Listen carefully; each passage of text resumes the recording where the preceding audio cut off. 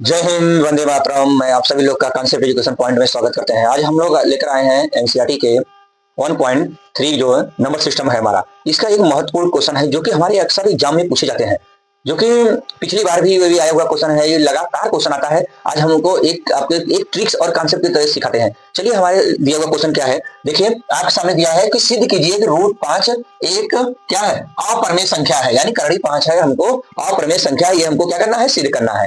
चलिए, हम इसको मान लेते हैं। पहले मान लेते हैं इसका सॉल्यूशन जो है क्या है, किस तरीके से हम लोग करेंगे। हम मान लेते हैं, माना √5 एक परिमेय संख्या है।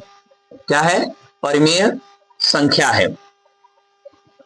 हम √5 को लिख सकते हैं √5 बराबर a/b, जहां a और b क्या है, अभाज्य संख्याएं हैं। अभाज्य अभाज्य अभाज्य संख्याएं हैं। अभाज्य संख्याओं का मतलब है कि a और b में कोई भी संख्या एक के अतिरिक्त कॉमन नहीं होगा। चलिए, हम क्या करते हैं, इसके बाद लिख सकते हैं इसका, या a बराबर √5b। a बराबर क्या लिख सकते हैं, √5b। दोनों पक्षों का वर्ग करने पर हम यहां पर लिख दें, दोनों पक्षों का वर्ग करने पर क्या होगा, ये आ जाएगा a² बराबर 5b²। इसका मतलब हुआ कि अतः a² बराबर आ गया 5b², यानी हम लिख सकते हैं कि 5a² को क्या करता है, विभाजित करता है। यहां से रिजल्ट पता चल रहा है कि a² बराबर 5b² अर्थात b² बराबर, या हम इसको ऐसे भी लिख सकते हैं, b² बराबर a²/5। इसका मतलब ये होगा कि 5a² को क्या करता है, विभाजित करता है। जब कोई संख्या किसी संख्या के वर्ग को विभाजित करता है तो उस संख्या को भी विभाजित करेगा। जैसे 5 25 को विभाजित करता है तो 5 को भी विभाजिट करेगा, यानी 5 जो है a² को विभाजित करेगा। तो इसलिए 5a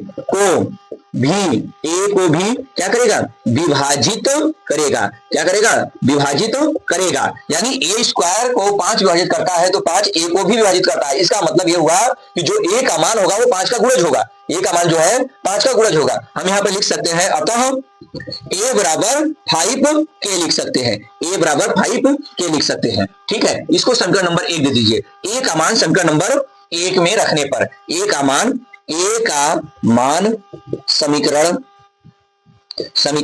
1 में रखने पर आप क्या करेंगे, a का मान जो आया हुआ है 5k, इसको रख दीजिए समीकरण नंबर 1 में। तो यहां पर देखिए क्या हो जाएगा आपका, यानी यहां पर आ जाएगा, इसको दीजिए 1, इसको दे दीजिए, इसको समीकरण 1 में रखने पर, 1 में रखेंगे तो यहां पर आ जाएगा, एक जगह पर रखेंगे तो यहां पर आ जाएगा 5k² बराबर 5b², यानी ये आ जाएगा 25k² बराबर, ये आ जाएगा 5b²। ये हो जाएगा 5 बार में कट जाएगा, या आ जाएगा b² बराबर 5k²। इसका मतलब क्या हुआ भाई, इसका मतलब क्या हुआ, इसका मतलब ये हुआ कि b² 5 से क्या है, विभाजित है। b² जो है 5 से क्या है, विभाजित है। अब देखिए आपने क्या किया, इसका हो गया 25, ये 5 बार में कट गया तो आ गया 5k² और यहाँ पर आ गया b² बराबर 5k²। इसका मतलब है कि b² जो 5 b² को क्या करता है, विभाजित करता है। 5 जो है b² विभाजित करता है, इसलिए 5 b को भी विभाजित करेगा। इसको दे दीजिए आप, ये हो गया आपका समीकरण नंबर 1 था, ये हो गया समीकरण नंबर 2 हो गया। यानी 5 जो है b² को विभाजित करता है, यहां से पता चल रहा है, भाग देंगे तो यानी 5 b को भी विभाजित करेगा। यानी समीकरण 1 और 2 से क्या हो जाता है, स्पष्ट होता है कि a और b में एक अन्य गुणनखंड जो है क्या आ गया, 5 है। जो कि इसका मतलब यह होता है कि हमारी सोची गई कल्पना का क्या होता है, विरोध होता है कि a और b अभाज्य संख्या। अभाज्य संख्या का मतलब होता है एक के अतिरिक्त तो कुछ भी कॉमन न हो। यहाँ पर लिखते हैं, अतः समीकरण 1 व 2 से स्पष्ट होता है कि a और b के एक अन्य गुणनखंड 5 है, जो अभाज्य संख्या के क्या होता है, विपरीत है। अतः यहां बोल सकते हैं, यहां पे लिखिए, अतः हमारी की गई कल्पना का, अतः हमारी की गई कल्पना का विरोधाभास होता है कि करड़ी 5 एक परिमेय संख्या है। करड़ी 5 क्या है, एक परमेय संख्या। तो हमारी की गई कल्पना का विरोधाभास होता है, करड़ी 5 क्या है, परमेय संख्या है। इसका मतलब यह हुआ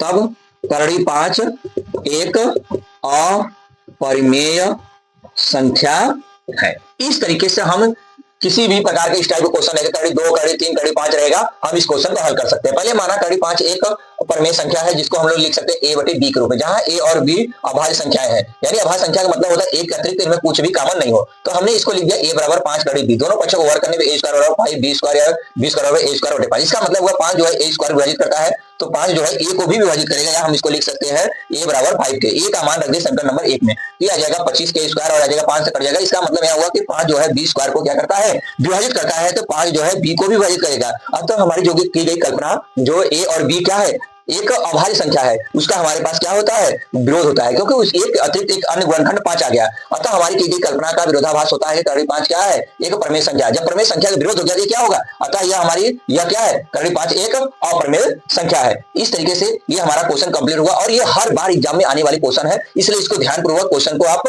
नोट